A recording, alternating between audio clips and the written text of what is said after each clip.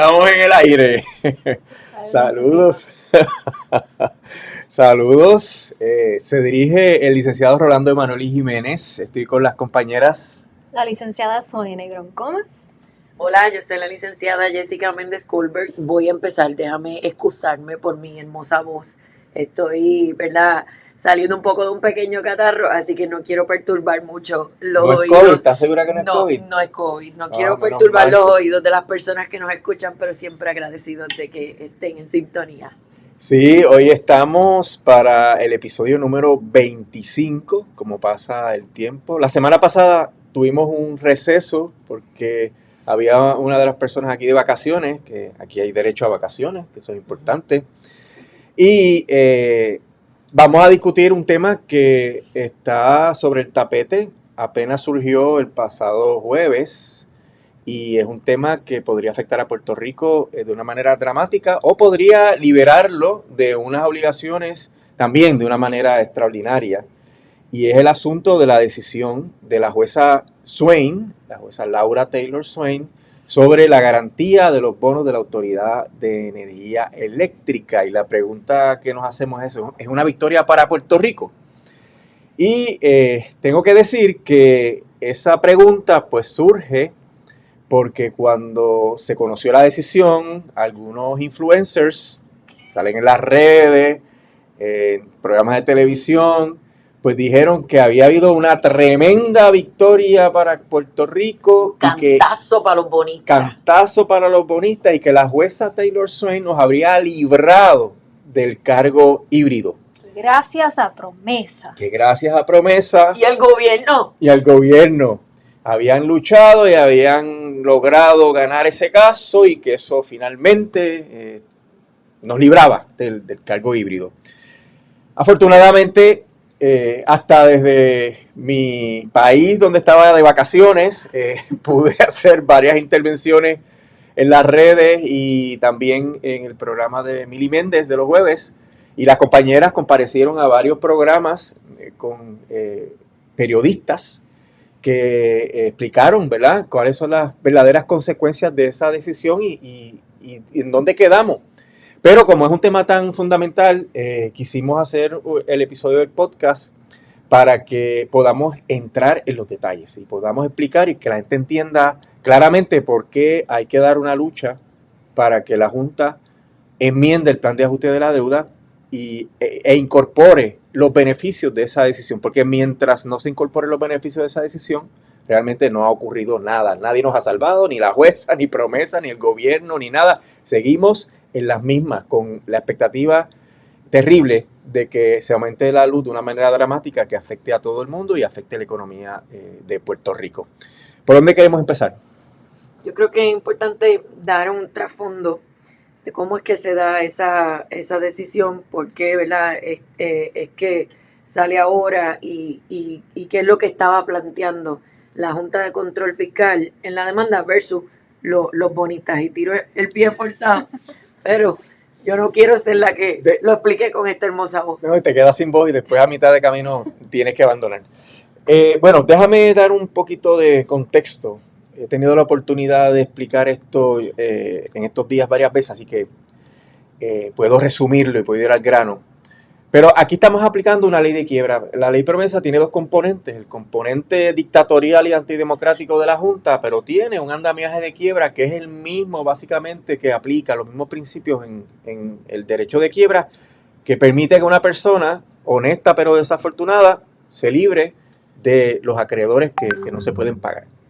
Y ahí hay un principio que es el de los bonos asegurados o no asegurados, o de los créditos o deudas aseguradas o no aseguradas. Y el principio, voy a apagar esto porque está aquí alguien requiriendo mis servicios.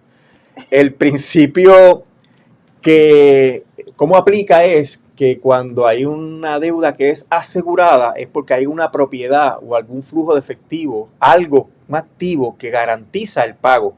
Que si no se cumple con esa obligación, el acreedor puede ir y busca la propiedad.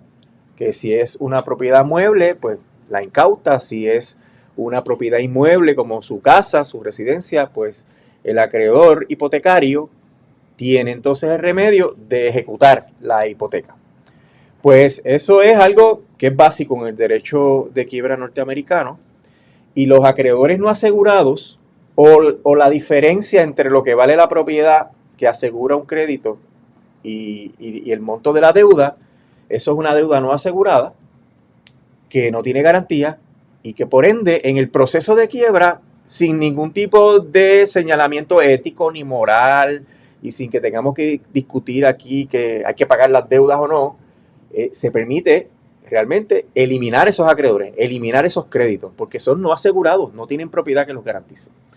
Eso es bien importante porque desde el comienzo del caso de promesa de la Autoridad de Energía Eléctrica se ha planteado que los bonistas no tienen un bono asegurado, que por tanto, si no hay dinero para pagarles, se les puede dar técnicamente cero de lo que ellos están reclamando, y ellos reclaman 9,000 millones de dólares, ¿verdad? Redondeado, que es el grupo de acreedores más grande que tiene la Autoridad de Energía Eléctrica. Pausa para. ¿Quién lo ha planteado?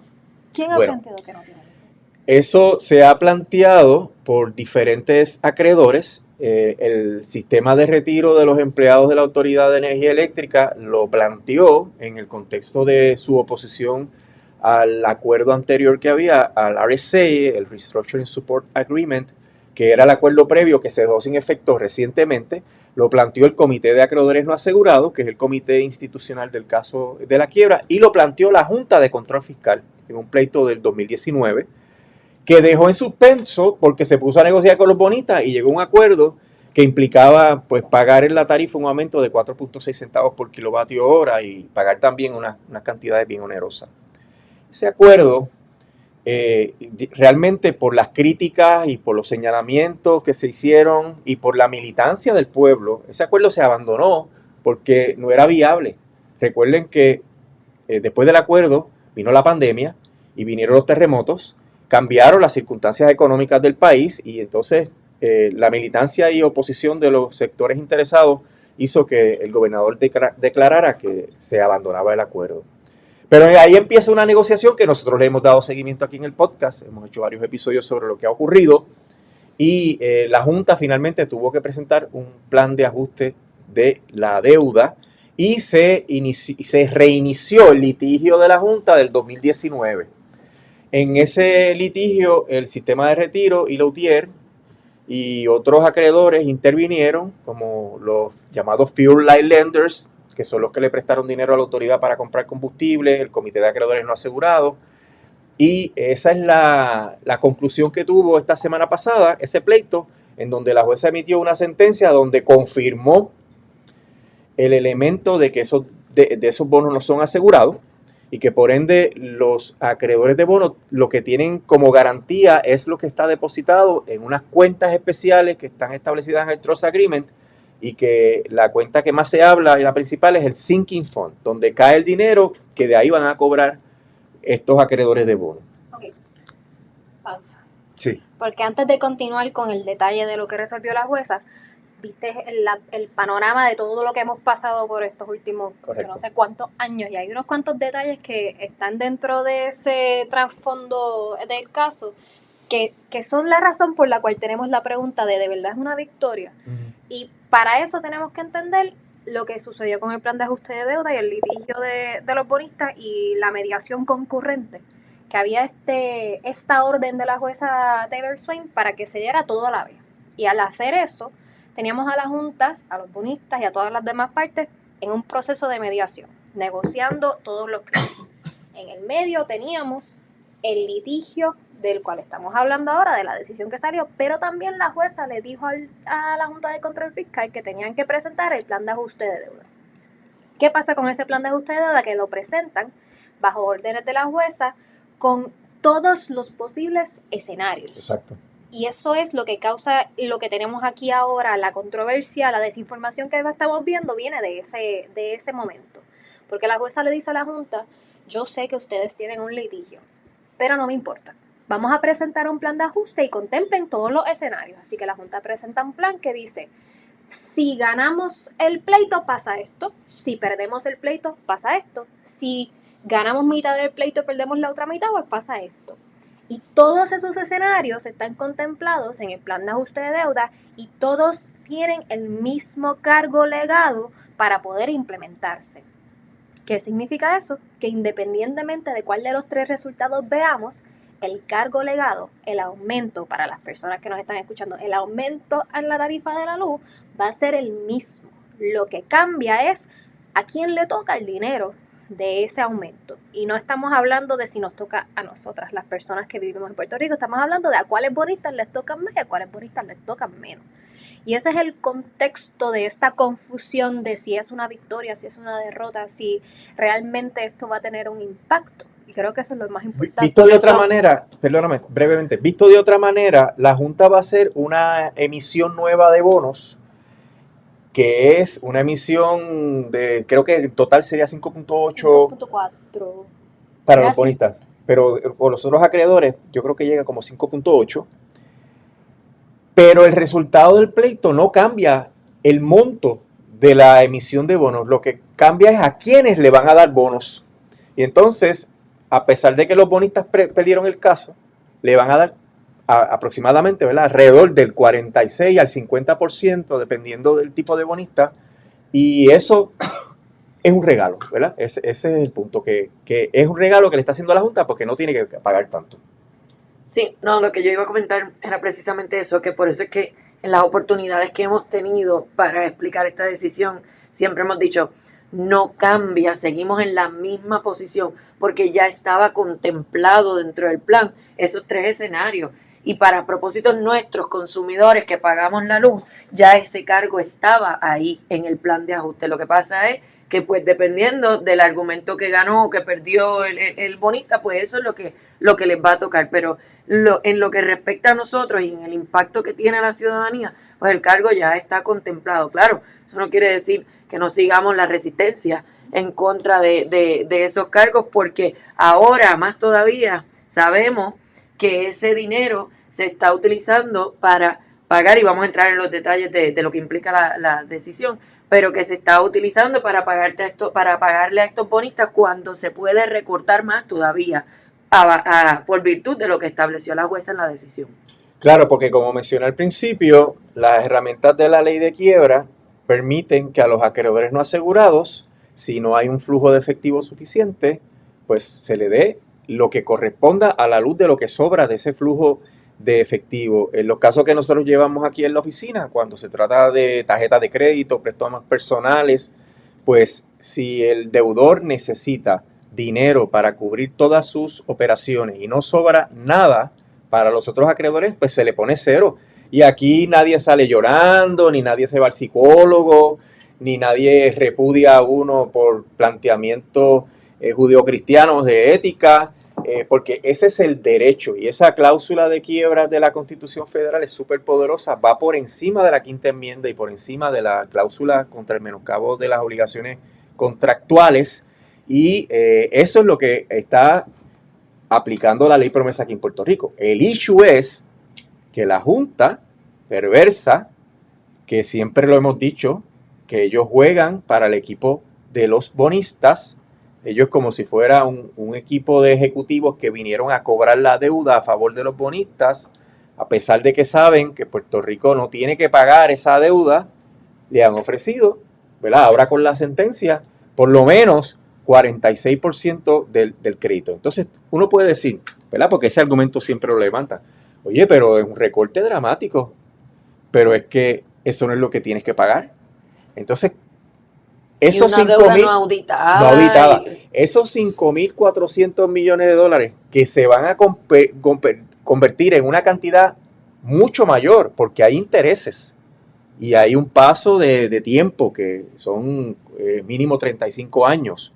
Eso se convierte en una cantidad que puede ser por encima de los 10 billones de dólares, y ese es dinero que se podría utilizar para la operación de la autoridad, para el sistema de retiro, para las mejoras capitales, para tener reservas para el pareamiento de fondos, para cuando vienen fondos federales, para también mejorar la condición financiera de la autoridad para que pueda volver a los mercados. O sea, el dinero le hace falta.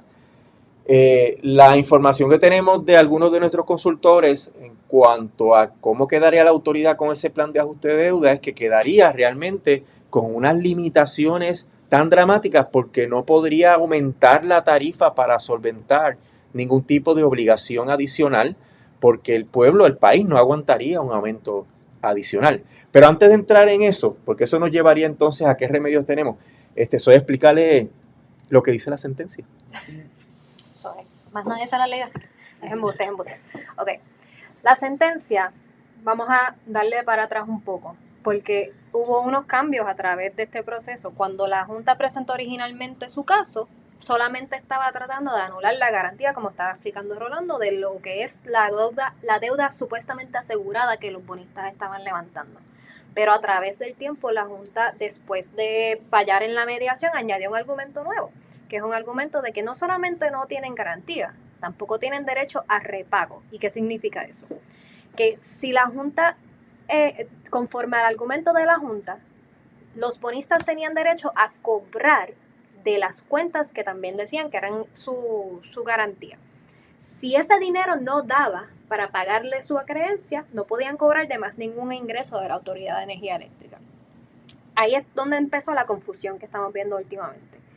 Sin embargo, en el caso, la jueza se fue por una decisión, vamos a llamarla salomónica, donde le dio un argumento a la Junta y un argumento a los bonistas. A la Junta le dio el argumento de que no son bonos garantizados más allá de lo que está dentro de las cuentas de banco. Pero en cuanto al derecho de repago, dijo sí, los bonistas tienen derecho a cobrar de los ingresos sujeto a ciertas condiciones basadas en el Trust Agreement, la prioridad de pago y a lo que se pueda dentro del contexto de la quiebra. Tampoco es que tienen derecho a cobrar toda su acreencia, eso no está en el panorama. Pero sí tienen derecho a cobrar de ingresos de la autoridad que pueden ser presentes o futuros. Esa es la decisión de la jueza. Por un lado, la garantía está limitada a las cuentas de banco. Por otro lado, miren a ver cuánto es lo que se le debe y lo que se le puede pagar a los bonistas de los ingresos de la autoridad. Y para ello, la jueza le pone a la Junta y a los bonistas y a algunas otras partes que o lleguen a un acuerdo o litiguen cuánto realmente es lo que se le va a pagar a los bonistas o cuánto es su claim, su reclamación permitida. Un allowed claim es la cantidad de lo que tú reclamas que es válido. Y para eso la jueza dispone, vamos a calcular cuánto se suponía que te tocaba como bonista si la autoridad hubiese puesto el dinero correspondiente en las cuentas de banco después de pagar los gastos operacionales, el sistema de retiro y todas las demás obligaciones necesarias para su operación. Así que la jueza decide, la garantía está limitada, el derecho de repago existe, pero también está limitado. Y no solo eso, la reclamación que estás haciendo es demasiado. No es el total de la creencia lo que tienes permitido reclamar. Tienes que buscar cuánto es lo que realmente se te hubiera pagado al momento en que radicaron. A la luz de las condiciones económicas de la Autoridad de Energía Eléctrica, ¿verdad? Porque si la autoridad hubiera decidido por su voluntad no pagar y estaban los dineros, pues tendría que considerarse todo el dinero que se supone se hubiera depositado en esas cuentas, pero si la autoridad no tenía el dinero, hay un problema, ¿verdad? Porque no hubiera llegado el dinero como quiera a las cuentas del Sinking Fund. Pero ese mecanismo que estableció la jueza en la sentencia va a ser, ya sabemos que va a ser objeto de una negociación muy intensa o de un pleito que se tendría que erradicar para que la jueza tire números y diga realmente a la luz de todas estas circunstancias lo que realmente los acreedores pueden reclamar como no asegurado es esta cantidad.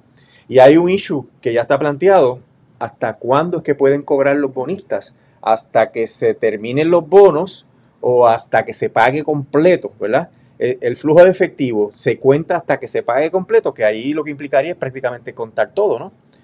O es hasta que se terminen los bonos, que con el plan de ajuste de la deuda esos bonos terminan porque se anulan y se hace una nueva emisión. Y esos issues están, ya ese issue está planteado ante la jueza, pero los otros issues de valoración están pendientes, se están hablando y va a haber una serie de mociones que se van a presentar sobre ese tema. Y también puede abrir la puerta para evitar todo este proceso tan complejo y de litigación que ahora surge a la luz de la decisión de la jueza, pues simplemente se vuelvan a sentar a negociar, porque hay un proceso de mediación que todavía está vigente y que la Junta entonces pues enmiende el plan de ajuste otra vez para establecer ese acuerdo al que lleguen con los bonistas y se ahorraron la litigación, y ellos con el rabo entre las patas porque ya tienen la decisión de la jueza, pero todavía con una oportunidad para negociar, y siempre quienes salimos trasquilados somos nosotros, los consumidores, porque de donde único van a buscar para pagarlo es de los aumentos en la tarifa. Hay un issue que yo estaba pensando hoy por la complejidad de determinar cuánto es el monto de ese reclamo, que esto podría descarrilar el plan, por lo menos el itinerario que hay de confirmación del plan, que se supone que tenga una vista de confirmación en el mes de julio, porque podría haber una litigación que involucre pues, un pleito adversativo, mociones de desestimación o sentencia sumaria, decisión de la jueza cuando la jueza esté ya lista para resolver. No, y aquí definitivamente descubrimiento de pruebas, porque Descubrimiento estamos hablando de pruebas, qué hubiera pasado qué en hubiera ese momento. pasado en ese momento. Y las apelaciones. controversias que surgen del descubrimiento de pruebas, hasta dónde puede llegar ese descubrimiento, qué cosas sí, qué cosas no. Cuando por el lado está el otro proceso súper intenso que consume los recursos de todas las partes para la confirmación del plan de ajuste de la deuda. Así que cuánto eso va a afectar el trámite, pues eso está por verse, pero podría ser algo demasiado complicado. Es como un circo de 3 pistas, ¿verdad? Mediación por un lado, litigio de confirmación por otro, litigio para determinar el monto de lo que se le debe a los acreedores, pero independientemente de lo que diga el resultado de ese litigio en cuanto al monto de lo que se le debería a los acreedores de bono, eso iría como una reclamación no asegurada, que lo que va a hacer es diluir el reclamo de los otros acreedores no asegurados, porque ahora mismo con la victoria en este caso subió el monto de pago a los acreedores no asegurados, y eso hace que si sale una cantidad grande de la creencia no asegurada de los bonistas, pues baje sustancialmente lo que le tocaría a los otros acreedores no asegurados. ¿Y quiénes son los otros acreedores no asegurados? Pues todos los reclamos que hay de suplidores, de profesionales que le deben, empleados que le deben dinero, los reclamos de las uniones, etcétera. Así que complica el panorama de los otros acreedores y puede generar obviamente más controversia o que más gente se oponga a la confirmación del plan de ajuste de la deuda por la posición en que queda. Mencionaste la palabra victoria y me dio como cosita. Porque parte de verdad de lo que queremos contestar es si realmente es esto una victoria, y para mí, cuando yo trato de explicárselo a las personas en mi vida cotidiana y no en estos momentos, pero lo voy a hacer como quiera, esto es un resultado porque es lo mismo que llevamos diciendo desde que empezó. Sí, pero te lo dije. Pero definitivamente pudo haber sido mejor, basado en lo que la Junta estaba alegando, y pudo haber sido peor.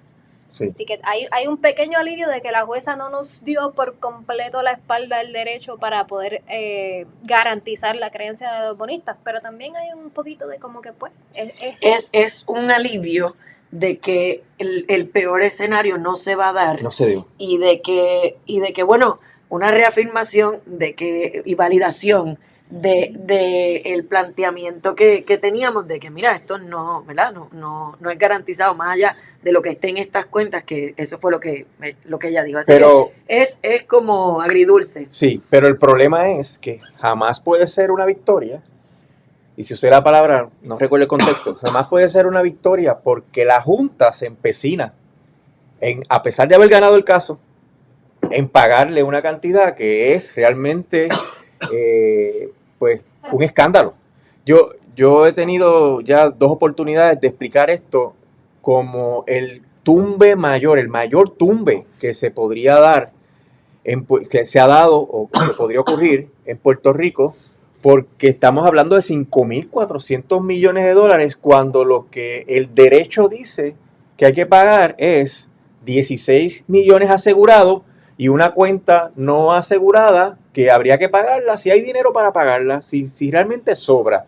Y eso en realidad es escandaloso porque la Autoridad de Energía Eléctrica es realmente el corazón del crecimiento y el desarrollo económico de Puerto Rico, porque toda la actividad económica del país depende de la Autoridad de Energía Eléctrica. Y ya los números que se están tirando, ayer estuve en la Liga de Cooperativas y allí había empresarios que ya están anticipando que podrían tener que pagar $5,000, $6,000 adicionales mensuales. ¿Tú te imaginas un negocio que tenga un golpetazo de repente de $5,000, $6,000 mensuales? Porque en mi casa yo consumiré 800 kilovatios y eso pues es una cosa que dentro de mi condición socioeconómica pues muy mal, pero pues yo la puedo pagar, pero el montón de negocios que no va a poder pagar esto y esos negocios van a despedir gente y esa gente se va a querer ir del país. Hoy sale una noticia terrible de que es anticipable que para finales de la década Puerto Rico tenga 2.8 millones de habitantes. O sea que seguimos en un proceso de deterioro demográfico que es fundamental para que la economía crezca. Y si la economía no crece, no se va a poder pagar ni este plan, ni el plan del gobierno central, y vamos a caer en múltiples quiebras que en términos de los países, cuando los países quiebran varias veces, es fatal, porque las medidas de austeridad que le imponen al pueblo para poder reorganizarse son dramáticas. Ya que estábamos hablando de cuánto va a ser el aumento, para que no se le olvide a nadie, hay una calculadora muy Exacto. útil en una página que se llama www.nomasaumentos.com. Puede utilizar tanto la calculadora residencial como la calculadora comercial. Lo que tiene que hacer es poner en el espacio su consumo. Puede verificar en su factura de Luma cuánto es lo que ha consumido de energía en el mes y eso le dice cuánto sería su aumento basado en los cálculos del plan de ajuste de deuda de la Junta de Control Fiscal. Y si es una cuenta comercial, tiene que ver que hay 3 categorías. Hay una que es más bajita, una intermedia y una que es terrible porque aumenta dramáticamente el costo de la energía y depende de si tu negocio requiere una planta, ¿cómo se llaman? Centro de distribución, como lo que hay aquí al frente. Una subestación, esa es la palabra, porque hay negocios que por el consumo requieren instalaciones más sofisticadas, industriales, y ahí es que vienen unos aumentos que realmente son increíbles. Ese es el problema, que por todos lados, aquellas personas que no tienen los recursos, que ya se están viendo afectadas por los aumentos de Luma, pues se les tienen que destinar más de su ingreso mensual solamente para el pago de energía, y entonces eso hace que tú no puedas consumir. Entonces es como una rebaja del sueldo. No mueves la economía, pero a la misma vez los productos y los servicios te van a costar más caro porque los negocios tienen que invertir más para sus operaciones porque tienen que cubrir esos gastos, y en el caso de las fábricas incluso sería peor porque el cargo es mayor. Entonces estamos hablando del potencial de que se vayan de la isla para montar sus operaciones en otro lugar. Así que no hay quien se salva. Sí, porque es un efecto cascada. Está bien, tú en tu factura vas a tener un dinero adicional que cuando tú computas por todos los años, ayer Juan Rosario en la Liga de Cooperativas estaba presentando un estimado de cuánto te podría costar como residencial, y estaríamos hablando de $13,000 a $16,000 durante la vigencia del cargo para una factura bien modesta. Si es industrial, pues es terrible. Y es eso, es que considera no solamente el aumento, o sea, el cargo que vas a pagar tú, sino también cómo se encarece todo. Y también en ese aspecto, indirectamente, estás pagando cargos adicionales por el asunto del aumento de la energía eléctrica. Y ojo, el plan reserva el derecho a la Junta de revisar, porque si baja la población, si la gente baja el consumo y se dan cuenta de que lo que se está recaudando no es suficiente, ellos pueden subir el cargo, y al subirlo, pues eso va a quedar en la base de clientes. Si la base se va reduciendo porque cada vez hay más gente que se va del país o que se va a la energía renovable, pues va a ser una base de clientes cada vez menor. Y esa gente es la que va a sostener entonces un cargo, y se va a hacer realmente una situación bien onerosa. Y aún yéndose a energía renovable, como quiera, Como quiera pagan. pagan un cargo. Porque hay un cargo de conexión que es fijo y si lo que tú tienes con renovable no es suficiente para correr, y así va a ser la inmensa mayoría de las casas, que no van a tener todo solar, sino que van a estar en un sistema híbrido, donde cuando están produciendo energía se la venden a la autoridad, pero cuando es de noche es otra historia, o cuando está nublado baja la producción de electricidad, es otra historia. Tú tienes que usar energía, y si te pasas de los kilovatios, pues vas a tener que pagar el cargo híbrido adicional. Así que hay una situación donde nadie se libra de este cargo, salvo, y hay que ser bien claro, ¿verdad? Los que están subsidiados, a menos que se pasen de los 500 kilovatios, porque tú puedes tener subsidio y consumir mucha energía. Y eso está contemplado en el plan, y aproximadamente, según los números que pudimos ver, es prácticamente la mitad de los residenciales estarían subsidiados y no tendrían que pagar, a menos que se pasen de los 500 kilovatios hora. Así que... Sí, pero también eso, ¿verdad? Lo cogemos con pinzas, porque mientras va empeorando la situación económica, la cantidad de personas que necesiten subsidios puede aumentar también. Sí, también puede haber un problema de que haga que entonces se tenga que mover más gente al subsidio, pero entonces habría que aumentar el cargo para que los que ya no pagan, pues se pueda compensar. Es el ciclo vicioso de la pobreza a través de la energía eléctrica. Sí, pero el punto que no podemos cerrar este podcast sin discutir es que esto tiene remedio. O sea, la jueza no nos salvó, la ley promesa no nos ha salvado, ni el gobernador ni el gobierno, pero tiene remedio, porque el pueblo se puede organizar para obligar a la Junta a que retire este plan o enmiende sustancialmente el plan a tono con lo que resolvió la jueza Taylor Swain. Y eso es lo único que nos podría librar del cargo híbrido, o por lo menos del monto que tiene ahora el cargo híbrido, porque puede ser que para cubrir otros acreedores, porque hay unos acreedores que están alegando unas prioridades, pues haya que aumentar la energía también, pero no tanto, porque no se tendría que pagar los 5.400 millones de dólares. La cantidad que se pagaría sería mucho menor.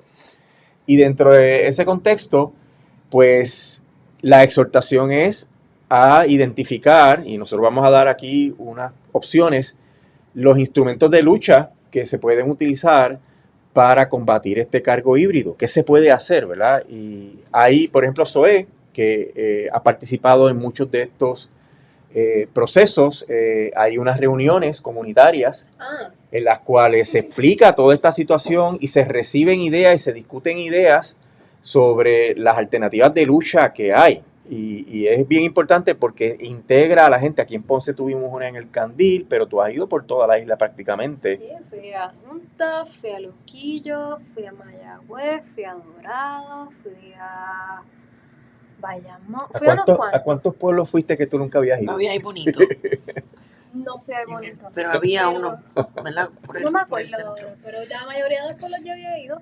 Ah, bueno, está chévere.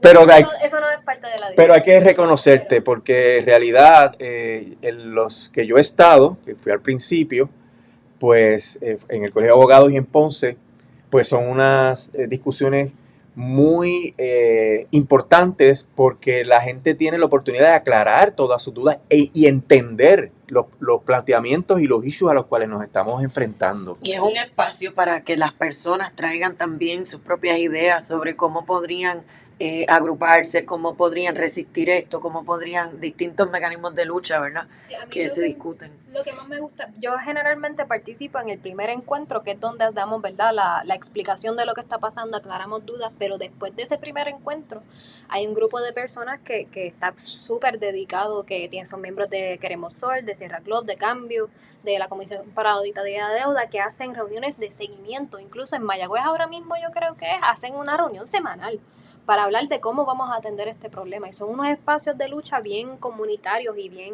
es una dinámica muy interesante. Yo a cualquier persona que nos esté escuchando le invito a que busque a ver si en su municipio ya hay una establecida, y si no, pues comuníquese con alguna de esas organizaciones. ¿Dónde pueden ver el calendario?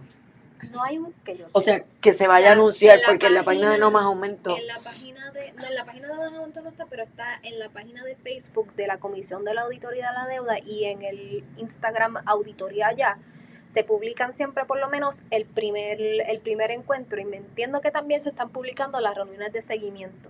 Y nosotros ya- reproducimos en la Coalición para el Pensamiento Sí. Energético, cuando salen esos posts, nosotros los reproducimos también ahí, Sí. para que la gente los vea.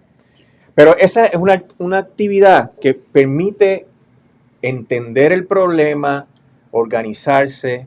De ahí salen grupos para hacer llamadas telefónicas, para ir a la legislatura, para llamar al gobernador, porque el otra área de presión es la presión política al gobierno local. ¿Por qué el gobierno local? Porque hay dos instancias importantes. Número uno, el gobernador es el 8º miembro de la Junta de Control Fiscal. Él tiene voz, no tiene voto, pero él puede ir allí a gritar y a pelear con ellos para que la Junta retire el plan o lo enmiende dramáticamente para eliminar sustancialmente o totalmente ese cargo híbrido. Y el pueblo puede exigirle al gobernador que haga eso.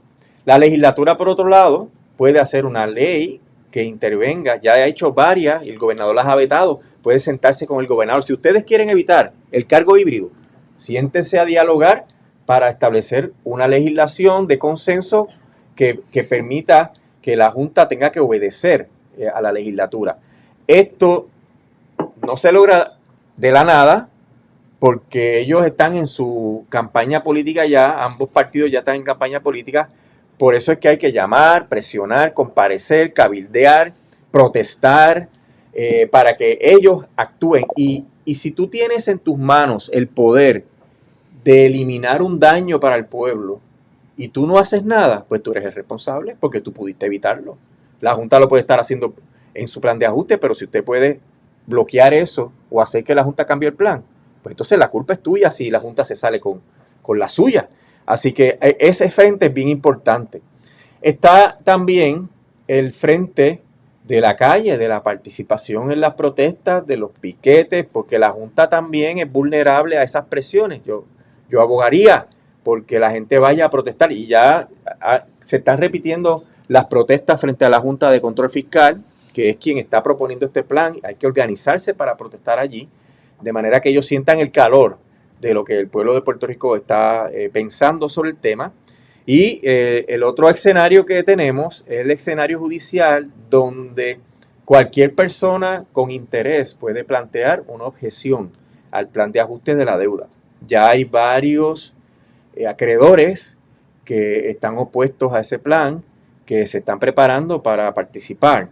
Y hay otros grupos que lo están considerando, que nosotros estamos apoyando para que entiendan el proceso y para que también se integren y defiendan el ambiente, la energía renovable, las políticas públicas de Puerto Rico, las leyes que protegen el ambiente, etcétera, que defiendan a los grupos de acreedores sociales, como el sistema de retiro, como los trabajadores, etcétera. O sea que es importante que la jueza vea todas las perspectivas de todas las entidades y personas que se van a afectar con este plan de ajuste de la deuda. Por ejemplo, ayer estuve en una reunión donde la que preside la asociación de condominios, pues estaba diciendo que eso iba a deteriorar dramáticamente la vida en los condominios, porque no solamente tú como titular o como inquilino de un apartamento en un condominio de propiedad horizontal, pues vas a tener que pagar la factura de Luma con el aumento. Pero el condominio tiene elevadores, tiene piscina, tiene iluminación para las áreas comunes y paga una factura. Pero ¿cómo se paga esa factura? Con la cuota de mantenimiento. Y como puede ser una factura significativa, porque un condominio grande puede consumir mucha energía, pues el costo adicional que tendrían los condóminos pues sería dramático, y eso haría que la vivienda se pusiera más cara, porque si tú tienes que pagar más mantenimiento, pues al inquilino tú le vas a querer recobrar ese dinero, que es el que está viviendo la casa, por ejemplo. Así que cuando uno se pone a mirar, nadie se libra de este cargo, y las entidades que representan a esos sectores participar. ¿Y cómo se participa? Yo quiero, porque Sí.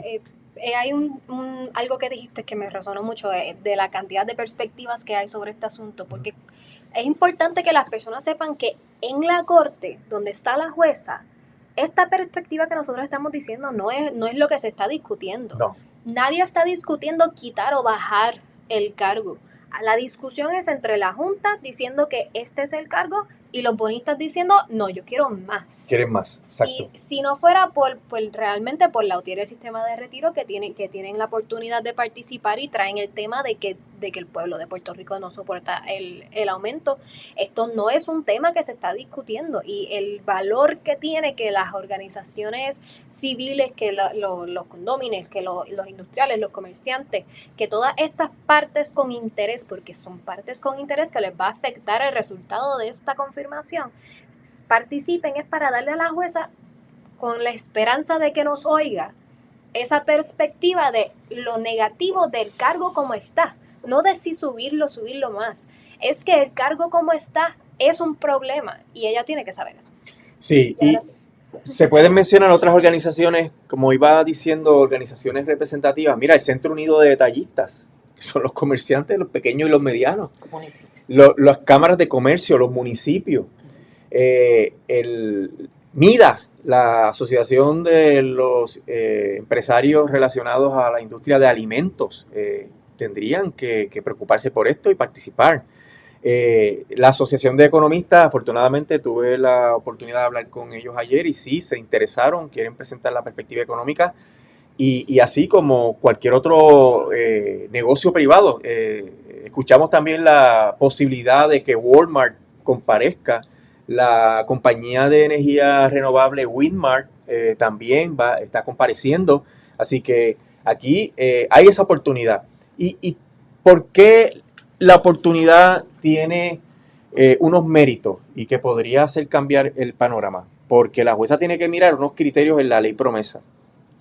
Y esos criterios están en la sección 314 de la ley, y ahí hay uno que es bien importante. Si el plan es viable, es feasible.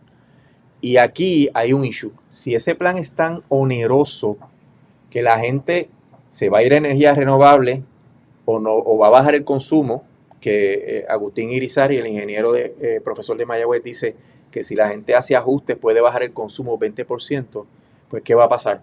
Que la demanda va a caer. Si cae la demanda, no va a haber dinero para pagar el plan. Y eso hace que el plan no sea viable.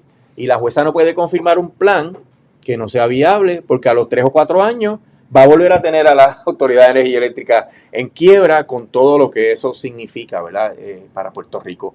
Así que si usted representa o pertenece a una organización que pueda aportar información sobre el impacto en la economía o en su sector de negocio, pues haga los arreglos.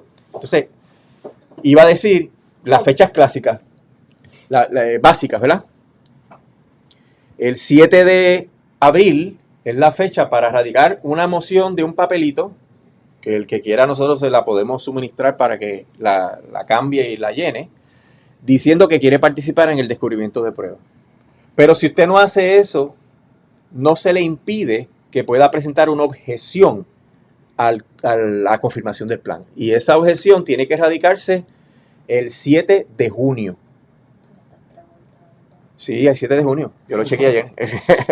El 7 de junio. Es un calendario de muchas fechas, ¿verdad?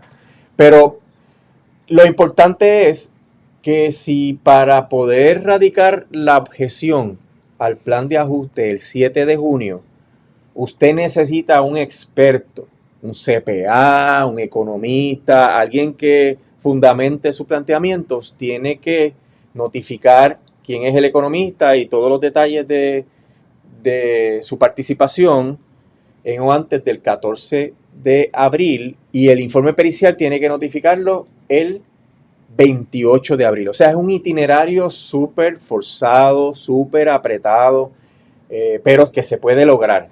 Si usted hace las gestiones, usted puede lograr que alguien le dé apoyo para que pueda presentar información de expertos. Perito significa que es un experto en la materia. No importa, usted puede también oponerse sin tener un perito.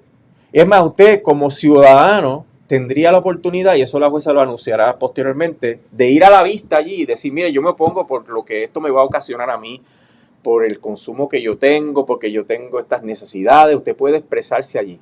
Pero eso es algo que no es tan efectivo como comparecer mediante un documento fundamentado con una opinión pericial.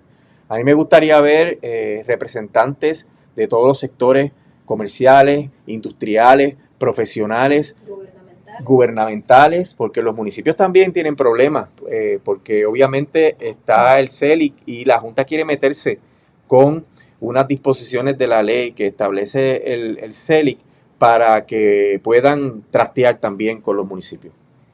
Y la legislatura, porque le quieren desplazar sus leyes, el negociado de energía. Le quieren desplazar las leyes al negociado también, si le quieren quitar poderes al negociado de energía. O sea, esto afecta a todo, nadie se salva de este problema. Así que está la lucha en la calle, está conocer, organizarse, participar en los foros, está la presión política al gobierno central, gobernador y legislatura incluidos, la presión directa a la Junta, allí yendo a la Muñoz Rivera a protestar, y está la participación. Así que esta batalla no se ha perdido, tampoco se ha ganado. Y vuelvo a repetir, no nos libramos del cargo híbrido, no nos dieron, ¿verdad? Nos salvaron la jueza Taylor Swain, ni el gobierno. Si no damos la batalla, pues estaríamos aquí en agosto lamentándonos de las cosas que no se hicieron.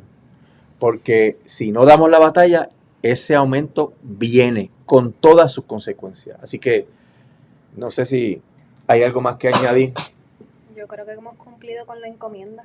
Sí, y agradecemos, ¿verdad?, a las personas que han estado conectadas. Recuerden que esto está en Facebook, en las páginas del Bufete Emanueli y en mi página también personal. Esto es que tenemos una fanfarria aquí. Toma agua. Lo colgamos en el canal de YouTube de El Bufete Emanueli para su referencia, y también sale en todas las plataformas principales de podcast, ¿verdad? Por eso es el podcast, ¿verdad?, del Bufete Emanueli. Y si usted se conecta por alguna de esas plataformas, por favor, dele like o suscríbase al canal o dele a la campanita para que reciba las notificaciones. Comparta todas estas grabaciones con los compañeros que usted crea que deban tener acceso a esta información, para que se divulgue la información y participe. Y si tienen dudas, comentarios, pueden comentar también en las diferentes páginas, y nosotros estaríamos posteando, ¿verdad?, porque recibimos la información cuando hay encuentros comunitarios, así que esté pendiente también a nuestras páginas para ver esa información. ¿Algo más? Eso es todo con Bufete Emanueli, el podcast.